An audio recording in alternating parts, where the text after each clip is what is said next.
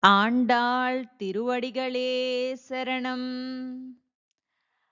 மாயனை மன்னு வடமதுரை மைந்தனை தூய பெருநீர் யமுனை துறைவனை ஆயர் குலத்தினில் தோன்றும் மணிவிளக்கை தாயைக் குடல் விளக்கம் செய்த தாமோதரனை தூயோமாய் வந்து நாம் தூமலர் தூவித் தொழுது வாயினால் பாடி மனத்தினால் சிந்திக்க போய பிழையும் புகுதுருவா நின்றனவும் தீயனில் தூசாகும் செப்பு ஏலோரெம்பாவாயி.